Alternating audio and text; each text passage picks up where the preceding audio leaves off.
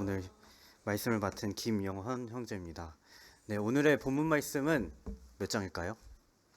아시는? 네, 아시네요. 네, 9장이고요.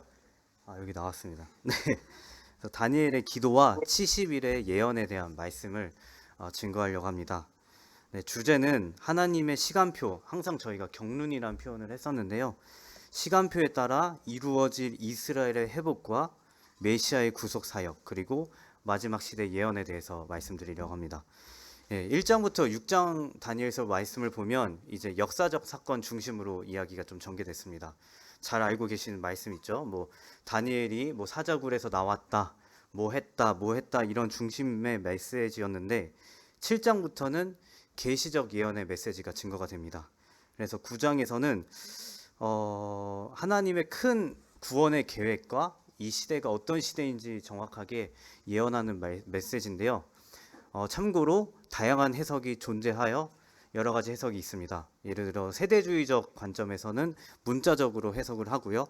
언약주의에서는 이제 상징적인 해석을 하는데 오늘 말씀은 저희 브레들렌에서 다루고 있는 문자적 해석을 통해서 하나님께서 말씀하신 그 비밀이 무엇인지 함께 이야기 나누도록 하겠습니다.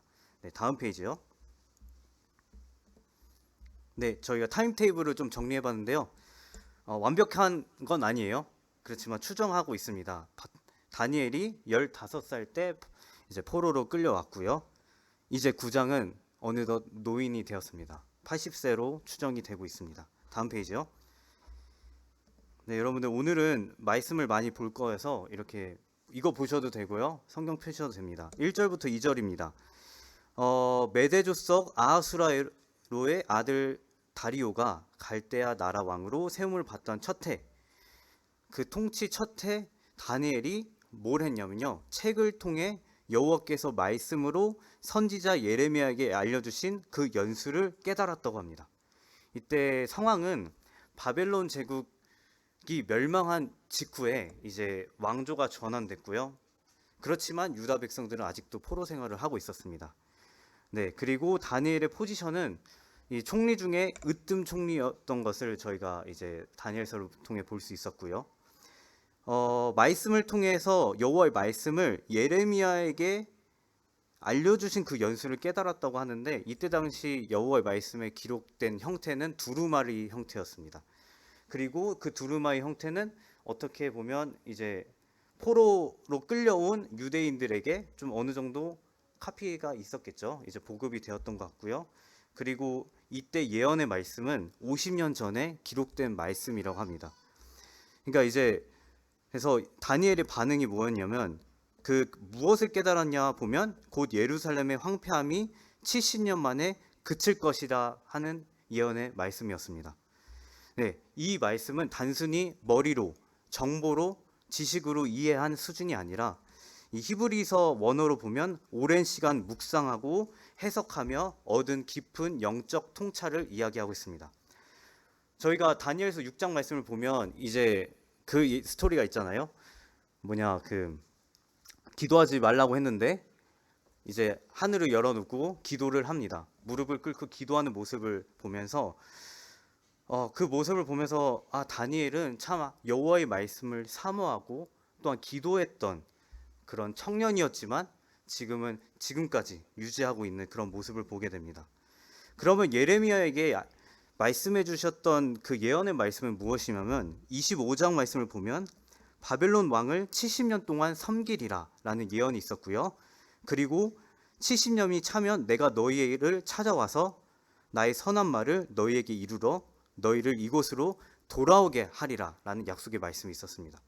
그리고 11절과 13절 말씀을 보시면 너희에게 미래와 희망을 주는 것이다. 너희가 내게 와서 기도하면 내가 들을 것이요 전심으로 나를 구하면 나를 만나리라. 여기서 기도하면 이제 하나님께서 들으신다는 약속의 말씀을 듣고 다니엘이 깨달았다는 거죠. 네, 다음 페이지입니다. 네, 다니엘이 기도를 어떻게 했냐? 금식하며 베옷을 입고 죄를 덮어쓰고 주 하나님께 기도하며 간구하기를 결심했다고 합니다. 이때 당시 예루살렘은 완전히 무너진 상태였습니다.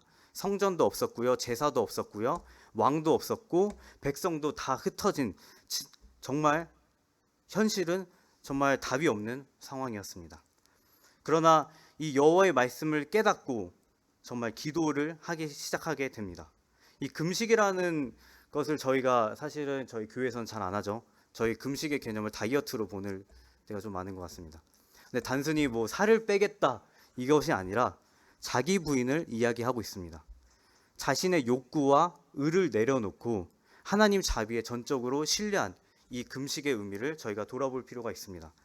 또한 베옷은 염소털로 만든 옷이라는 건데요. 슬픔과 회개, 죽음을 표현할 때 입는 옷이었다고 합니다.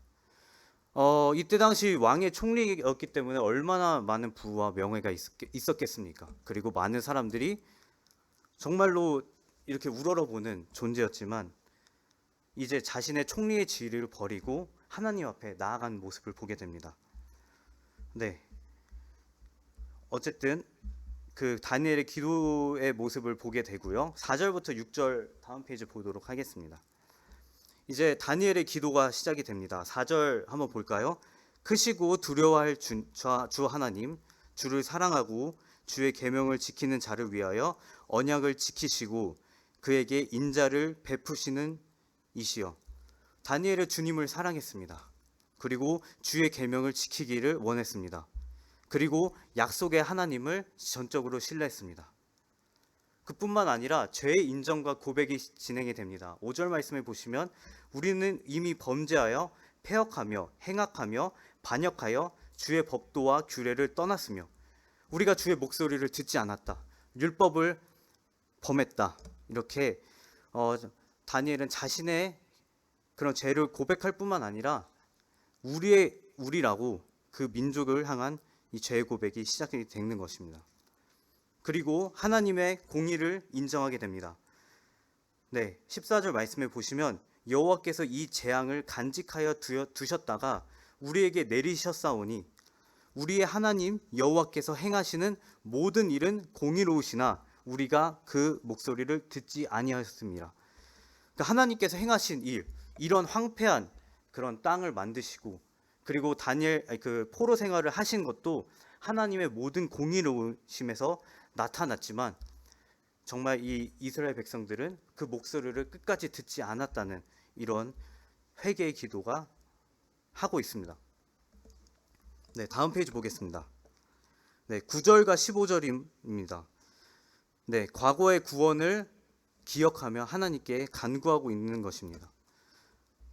주께서 큰 권능으로 우리 백성을 애굽 땅에서 인도하여 내시고 출애굽의 역사 석근을 언급하며 정말 국률과 용서하심을 고백하고 있습니다. 또한 하나님의 영광을 위한 간구가 시작이 됩니다. 그래서 19절 말씀에 보시면 주여 들으소서, 주여 용서하소서, 주여 귀를 기울이시고 행하소서, 지체하지 마옵소서, 나의 하나님이여 주 자신을 위하여 하시옵소서. 이는 주의 성과 주의 백성이 주의 일컬음으로 일컬음 바 됨이니라. 여기서 호소하는 장면이 나타납니다. 주여 지체하지 마옵소서. 저는 이 말씀에 조금 꽂혔던 것 같습니다. 제가 하는 기도는 주님 들어주세요, 용서해 주세요, 귀 기울여 주세요, 해주세요라는 기도를 하지만 주님이 다시 오실 그 날을 기대하며 지체하지 마시옵소서라는 정말 주님의 영광과 주님의 이름을 위한 기도를 하고 있는 것을 보게 됩니다. 네, 하나님의 영광과 이름을 간구하고 있는 장면입니다. 다음 페이지입니다. 네, 그때 이제 20절과 23절은 가브리엘 천사가 등장하게 됩니다. 20절 말씀을 보시면 내 하나님의 거룩한 산을 위하여 내 하나님 여호와 앞에 간구할 때 이제 간구하기 시작했습니다. 그리고 21절 내가 기도할 때 이전 이상 중에 본 그 가브리엘이 빨리 날아서 저녁 제사를 드릴 쯤에 나타났다고 합니다. 이제 천사가 빠르게 나타났습니다. 기도할 때요. 그리고 그 천사는 사실은 8장에도 나타났던 같은 천사였습니다. 그리고 저녁 제사라고 하는데요. 이 시간은 이제 레위기의 제사법에 매우 중요한 기도 시간이었다고 합니다. 네, 다음 페이지요. 22절과 23절입니다. 이제 다니엘에게 말을 하기 시작합니다. 다니엘아, 내가 이제 내게 지혜와 총명을 주려고 왔다. 이제 지혜와 총명은 무엇이냐면 이제 앞으로 듣게 될 70일의 예언에 대해서 이야기하고 있는 겁니다. 그리고 너는 크게 은총을 입은 자라. 그런즉 너는 이 일을 생각하고 그 환상을 깨달을지니라. 이렇게 강력하게 이야기하고 있습니다. 이제 곧 등장할 70일의 예언에 대해서 이 일을 잘 생각하고 그 환상을 깨달으라고 이렇게 강력하게 말씀을 하고 있습니다. 네, 다음 페이지. 네, 24절 말씀을 보면 한번 같이 읽어볼까요? 한번 읽어보겠습니다. 시작. 기한으로 정하였더니 허물이 그치며 죄가 끝나며 죄악이 용서되며 영원한 의가 드러나며 환상과 예언이 응하며 또 지극히 거룩한 이가 기름 부음을 받으리라. 네, 24절에 하나님의 그런 70일의 예언의 말씀이 선포되고 있습니다. 이 예언의 대상은 앞에 보시면 초록 색깔 보시면 내 백성과 내 거룩한 성을 위하여 바로 이스라엘 민족과 예루살렘을 이야기하고 있습니다. 그리고 70일의 기한을 정했다고 합니다. 이 이레라는 말을 아시나요? 네, 이레는 1일에는 7년이라는 문자적 해석을 하여서 70일에는 490년을 이야기하는, 쉽게 말하면 시간표라고 보시면 됩니다.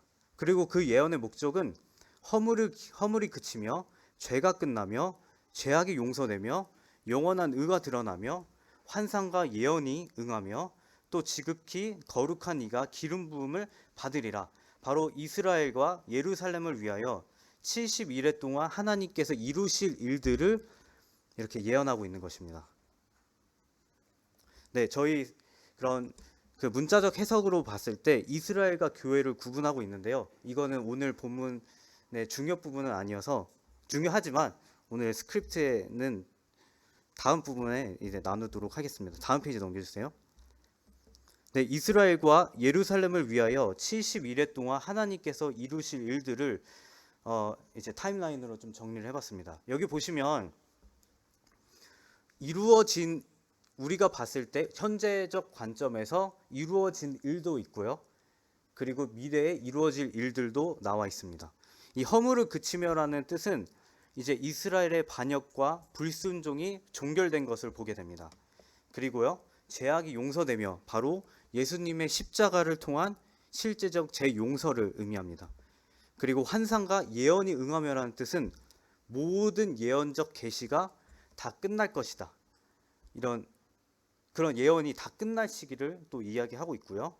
죄가 끝나면 바로 예수 그리스도의 속죄 사역과 그리고 죄의 종결을 이야기하고 있습니다. 그리고 영원한 의가 드러난다고 하는데요. 이제 천년 왕국의 안에서 하나님 통치 아래 의의 시대가 나타날 것을 예언하는 것입니다. 그리고 마지막으로 지극히 거룩한 이가 기름 부음을 받으리라. 바로 이것은 메시아가 예루살렘의 성전에 좌정하며 거룩한 회복을 하는 사건을 이야기합니다. 네, 이 부분이 참 어려운 부분입니다. 항상 어렸을 때부터 많이 들었던 말씀인데, 그래서 좀 쉽게 제가 좀 설명을 해보려고 노력을 했습니다. 다음 페이지 넘겨주세요. 네, 이때 당시 이 말씀이 증거될 때 이 다니엘 당시의 관점은 이 모든 것이 미래의 예언이었습니다. 그리고 다니엘은 이스라엘의 회복과 메시아의 왕국에 대한 희망을 가졌고요. 그리고 포로 회복과 성전 회복과 메시아의 등장을 기대했을 것입니다. 그러면 우리의 관점으로 봤을 때 6가지 중에 일부는 성취되었고요. 일부는 이제 재림 때 완성된 미래 예언으로 우리가 봐야 된다는 것입니다. 그리고 여기서 보면 69일에까지라는 그 또 성취된 은혜 시대에 대해서 이야기를 하고 있는데요. 이것은 자세하게 다음 페이지에 말씀드리겠습니다. 저희가 보시면 일부는 성취됐고 일부는 성취되지 않은 것들을 봤을 때 이 저희는 교회 시대, 은혜 시대에 살아가고 있다고 말을 하고 있고요. 그리고 미래에 성취될 그런 마지막 일에 대한 이 메시지를 저희가 오늘 다니엘서 9장을 통해 볼 수 있는 것입니다. 네, 다음 구절 보겠습니다. 네, 25절. 네, 조시는 분이 있어서 같이 읽겠습니다. 시작. 네. 너는 깨달아 알지어다. 예루살렘을 중건하라는 영이 날 때부터 기름 부음을 받은 자 곧 왕이 일어나기까지 7이레와 62이레가 지날 것이요 그 곤란한 동안에 성이 중건되어 광장과 거리가 세워질 것이며. 네, 여기서 저희가 보이는 관점은 이제 7이레와 62이레가 여기서 나오고 있습니다. 여기서 봤을 때 예루살렘을 증건하라는 영이 날 때부터 이 시작점을 이야기하고 있는데요. 이 시작점은 이제 느헤미야 2장의 말씀에 나오는 이제 예루살렘의 재건과 성전 회복의 기간을 이야기하고 있고요. 그리고 기름 부음 받은 자, 바로 예수 그리스도를 이야기하고 있습니다. 그래서 69일회가 되는데요. 이 기간 동안 이제 바로 메시아가 오기 전까지의 유대 역사를 이야기하고 있습니다. 네, 좀 더 쉽게 설명드리기 위해서 다음 페이지 보겠습니다. 네. 예, 출발점이 아까 말씀드렸던 예루살렘을 복구하라는 영이 날 때부터였습니다. 이전에도 고레스 왕이 성전을 건축하라는 명령을 여러 번 했었는데요. 이것의 기점을 받으면 언약주의 좀 이제 상징적 해석이 되고요. 아다스 그 왕의 조서 느헤미야 2장에 나온 그런 복구 명령은 이제 느헤미야 2장에서 주어지게 됩니다.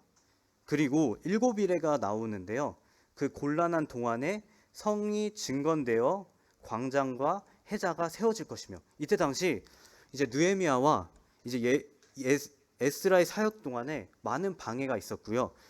그리고 영적 타락과 갈등이 있었던 것을 이런 예언을 통해서 이 일이 일어났음을 보게 됩니다. 그리고 62일회가 나오는데 이제 메시아가 오기까지 굉장히 곤란한 동안이라고 하고 있습니다. 그래서 이때 당시 로마의 압제도 있었고 정치적 불안정도 있었고 종교적 타락도 가득했지만 하나님께서 메시아가 오신 그런 하나님의 약속의 성취됨을 보게 됩니다. 네, 다음 페이지입니다. 네, 이제 70일의 시간표를 보게 되었습니다. 저희가 총 70일회가 나왔는데 여기 이제 마지막 1일에 7년이 어떤 기간인가, 어떤 걸 말하고 있는가를 볼 수 있습니다. 바로 이것은 대환란 기간, 적그리스도의 등장과 종말을 예언하고 있다는 것입니다.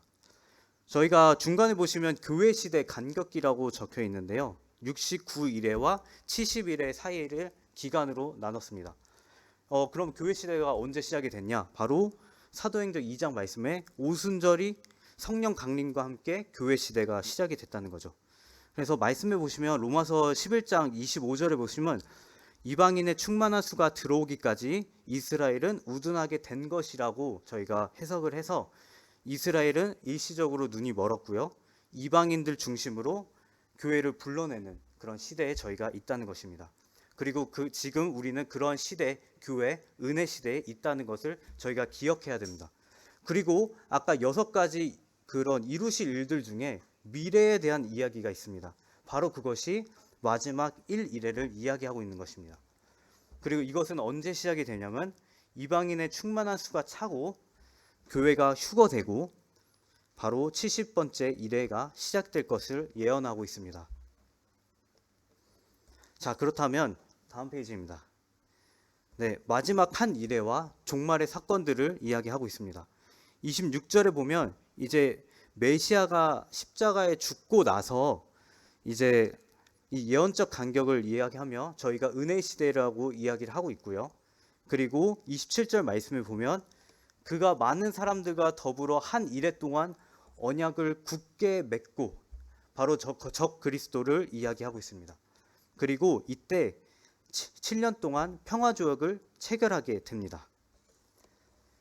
그런데 그 일의 절반의 제사와 예물을 금지할 것이다. 이제 3년 반 후에 언약이 파기되고 성전의 예배가 금지가 되고요. 그리고 계시록 후 3년 반 대환란과 일치하는 그런 것들을 보게 됩니다. 그리고 마지막으로는 포악하여 가증한 것이 날개를 의지하여 설 것이며 바로 적그리스도의 우상 숭배를 강요하며 결국 주님의 재림과 심판을 이야기하고 있습니다. 네, 다음 페이지 보시면 이제 마지막 1일의 디테일을 좀 타임라인으로 정리했습니다. 바로 저희가 7년 대환란 전에 이제 교회는 휴거될 것이고요. 그리고 적그리스도가 이제 나타나서 정말 이 평화조약을 깨고 적그리스도가 신성모독을 하는 그런 장면을 저희는 예언으로 볼 수 있습니다. 어렵나요? 네. 참, 이 부분에 있어서 저도 사실은 지금까지 정확하게 이해를 해본 적이 없습니다. 근데 이 말씀을 준비하면서 하나님께서 저에게 주신 것은 정말 하나님의 위대하심을 보게 된 것 같습니다. 왜냐하면 성경은 다 예언으로 말씀을 하셨고, 그리고 그 예언이 성취된 것으로 우리가 그 약속의 말씀을 붙잡고 살아가는 것 같습니다. 그래서 이것을 봤을 때 단순히 뭐 문자적 짜집기, 뭐 숫자 계산, 아주 논리적이다, 뭐 이런 식으로 이건 아닌 것 같은데 라는 관점으로 볼 수도 있습니다. 그러나 하나님의 말씀에 정말 예언을 성취하시고 기적을 일으키시는 하나님을 우리가 바라봐야 될 것 같습니다. 네, 그렇다면 이제 다음 페이지입니다. 이제 좀 이해될 만한 부분입니다. 네, 저희가 은혜의 시대에 살고 있는데 우리에게 주어진 이 예언의 말씀은 어떤 것인가, 그것들을 같이 좀 나눌까 합니다. 첫 번째는 저희는 예수 그리스도의 재림을 소망하며 살아가고 있습니다. 예, 반드시 이제 저희가 이 예언의 말씀을 보면 이제 초림 때 문자적으로 성취되어서 우리가 예수 그리스도를 영접한 것을 보게 됩니다. 그렇지만 주님께서는 다시 오신 것을 계속적으로 예고하고 있다는 것입니다. 요한복음 14장 3절 말씀을 보시면 다시 와서 너희를 내게로 영접하라. 그리고 예수가 계속 오신다라고 이야기를 하고 있습니다. 두 번째는 교회의 휴거입니다. 우리가 대환란 전에 교회가 공중에서 주님을 영접받기 위해서 정말 들림받는 영광스러운 이런 사건들이 있습니다. 그리고 세 번째는 이방인의 충만함이 찰 때까지 정말 이 복음이 모든 민족에게 전파되기 원하시고 정말 전파되기 원하시는 것을 우리가 알 수 있습니다. 그리고 대환란의 심판의 예고입니다. 저희가 이제 교회가 들림받은 이후에 마지막 70번째 이래가 이제 예언이 성취될 것입니다. 그때 정말 그것들을 피할 수 있는 마지막 시대에 우리가 살아가고 있음을 확인해야 될 것입니다. 그리고 주의 날이 나를 경고하고 있습니다. 데살로니가 전서 5장 2절 말씀을 보시면 주의 날이 밤에 도둑같이 이룰 줄을 너희 자신이 자세히 알기 때문이라. 그리고 또 다른 말씀을 보시면 생각하지 않을 때에 인자가 오리라. 주의 날을 경고하고 있습니다. 저희가 말씀을 봤을 때 정말 예수 그리스도가 다시 오실 것을 정말 기대하고 소망하며 살아가고 있는지, 이 핵심적인 예언의 말씀들을 우리가 기억해야 될 것입니다. 다음 페이지요. 그렇지만 우리가 예언의 말씀을 기억하기 어려운 이유들이 이것보다 많습니다. 그냥 6가지로 정리했지만 뭐 이유야 뭐 100가지야 200가지 만들 수 있을 것 같습니다. 하지만 항상 첫 번째, 바쁜 현실입니다. 이제 내일 아침 출근해야 돼요 라는 그런 뭐랄까요, 피로감, 그런 압박감. 그러니까 현실과 압박 속에서 우리는 하루하루 개미처럼 살아가는 것 같습니다. 오늘 하루 잘 살았다. 어쨌든 뭐 우리가 열심히 그리고 하나님께서 맡겨주신 일에 충성을 다해서 살아가는 것은 중요하지만 오늘 하루가 더 중요하게 여기는 삶을 살아가는 것 같습니다. 두 번째는 예언은 멀리 있는 것처럼 생각하게 되는 것 같습니다. 예를 들어서 재림과 대환란, 천국, 심판 이러한 얘기들을 우리가 들었을 때 우리 때는 안 일어날 것 같은데라는 고정적인 생각이 저는 있습니다. 그리고 흔히 청년들끼리 얘기할 때 결혼은 해야 되니까 예수님이 나중에 오셨으면 좋겠다, 이런 인간적인 해석 방식대로 이야기하기도 합니다. 그리고 지금은 급하지 않다라는 착각에 빠질 때도 있습니다. 하지만 성경에서는 생각하지 않을 때 인자가 온다고 정확하게 말씀하고 있습니다. 세 번째는 이거는 이제 다니엘서에 없었던 내용이죠. 현대의 정보 사회는 굉장히 필요한 사회에 우리는 살고 있습니다. 스마트폰, 뉴스, 인스타그램, 뭐 요새는 스레드, 뭐 당근마켓, 뭐 여러 가지 등 정말 매일 수백 가지의 정보에 우리는 노출되어 살고 있습니다. 그리고 그것들을 모르면 마치 하나님의 말씀보다 이 세상의 것들을 모르면 뒤처지는 것 같고 못 따라잡는 것 같고 내가 마치 실패자처럼 이 세상은 그렇게 말을 하고 있는 것입니다. 그래서 이 다니엘이 처음에 하나님의 말씀을 깨닫고 진심의 회개를 한 것처럼 우리가 하나님의 말씀을 읽기를 회복해야 되고 또 주님의 묵상에 늘 깨어 있어야 된 것을 보게 됩니다. 요새 흔히 말하는 도파민 중독이 있죠. 네, 도파민 바로 정말 빠른 자극을 원하는 세상 속에 살고 있습니다. 하지만 우리는 성령님을 우리 안에 계시는 성령님으로 말미암아 성령의 감동하심으로 하나님의 말씀을 받아들이고 있고 믿음의 반응을 살고 있는 것을 보게 됩니다. 그렇기 때문에 우리가 성령을 소멸하지 않고 정말 이 성령의 말씀 가운데 이 충만한 가운데 우리가 말씀을 선포하여 살아갈 것을 우리가 기억해야 될 것입니다. 그리고 이 네 번째는 제 얘기인데요. 이제 실용주의에 흐르기 쉬워집니다. 예를 들어서 하나님의 약속의 말씀이 구약시대에 보면 별로 없었습니다. 두루마리로 있었고 읽기도 힘들었습니다. 그러나 이제는 성경을 탁 이렇게 보면 이제 성경의 전체적인 하나님의 구원의 완성과 그런 뭐랄까요 하나님의 계획을 보기보다는 지금 이 순간 나에게 주는 그런 축복, 어떻게 하면 하나님 안에서 성공할 수 있을지, 어떻게 하면 하나님 안에서 빠른 응답을 받을 수 있을지, 이 중심이 내 중심이 될 때가 있다는 것이죠. 하지만 우리는 하나님의 시계 가운데 우리가 포함되어 있고 우리가 주님의 영광을 위해서 주님의 재림의 신앙을 회복해야 될 것을 보게 됩니다. 다섯 번째는 이제 지식이 우리는 쌓여갑니다.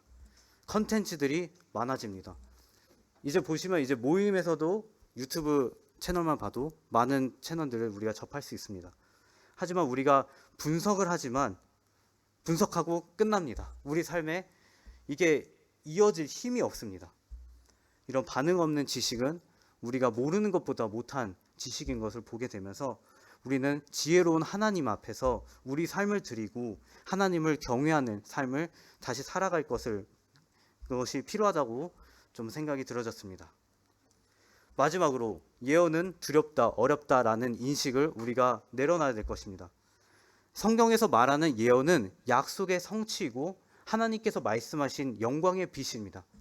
하나님께서 다시 오실 그날을 우리가 기대할 때 우리는 완전한 구원을 회복할 수 있습니다. 우리가 사실은 성화의 삶을 살아간다 하면서 사실 죄 가운데 거할 때도 있는 것 같습니다. 나의 옛 습관이 나올 때도 있습니다. 그러나 우리가 그 천년 왕국에서 하나님과 영원한 통치 가운데 주님과 정말 이 올바른 관계 가운데 우리 그 날을 우리가 소망할 수 있을 것입니다. 바로 디도서 말씀을 보시면 복스러운 소망과 우리 구주 예수 그리스도의 나타내심을 기다리게 하셨나니 우리가 그런 소망을 회복해야 되고 우리 대학로 교회가 주님을 바라봐야 될 것입니다. 네, 다음 페이지 보겠습니다. 네, 아까 이제 예언의 말씀을 이렇게 보면서 현재 저희는 은혜의 시대 바로 69일에와 70일의 사이에 그 간격기에 우리는 살아가고 있습니다. 제가 이번 말씀을 준비하면서 참 기도가 많이 됐습니다. 주님, 제가 이런 말씀이 참 교리적이고 지식적인 측면만 적용되고 정말 말하지 않도록 주님 도와주시옵소서. 그렇지만 그 말씀을 묵상하면서 이 다니엘의 깨달은 말씀을 통해 정말 우리가 경외하는 하나님의 마음을 정말 회복시켜 주신 것을 경험하게 되었습니다. 그렇다면 우리는 은혜의 시대에 살아가고 있는데 정말 우리 교회가 복음을 전하고 또한 이 하나님께서 교회를 통해서 일하신 정말 신비한 기간 안에 우리가 들어있다는 것을 보게 되면서 하나님께서 이 허락하신 이 구원이 우리에게 주신 이 구원의 능력이 얼마나 위대하심을 우리가 다시금 깨닫고 알아야 될 것입니다. 그리고 우리가 예언의 말씀 앞에서 질문을 해야 될 것입니다. 나는 이 예언의 말씀 앞에서 어떠한 믿음의 반응을 하고 있는 거야? 단지 말씀을 정보로 생각하고 회개 없이 이 말씀을 지나치게 된다면 우리 삶은 변하지 않을 것입니다. 우리의 삶이 정말 이 예언의 말씀에 정말 하나님 앞에 정말 온전히 드려야 될 것을 보게 됩니다. 또한 마지막으로는 하나님의 시간표에 따르는 삶입니다. 그 삶은 우리가 예측할 수 없습니다. 하나님께서 우리에게 맡겨주신 이 사명들을 감당하며 주님 다시 오심을 기다리며 살아갈 것입니다. 그렇기 때문에 우리는 정말 여러 가지 이 세상에 말하는 이런 인본주의나 이 세상의 것들을 보다 하나님의 것을 바라보며 이 하나님의 계획에 동참하는 우리의 삶을 살아갈 것이라고 보여집니다. 그래서 오늘 이제 다니엘서 9장을 통해서 저희가 하나님께서 예언하신 이 것들을 보게 되었습니다. 그래서 이 모든 예언들은 실제적이고 성취되었다는 것을 우리가 보게 되면서 이제 마지막 날을 우리가 정말 소망하며 살아가면 좋겠습니다. 네, 이상 말씀 마치도록 하겠습니다.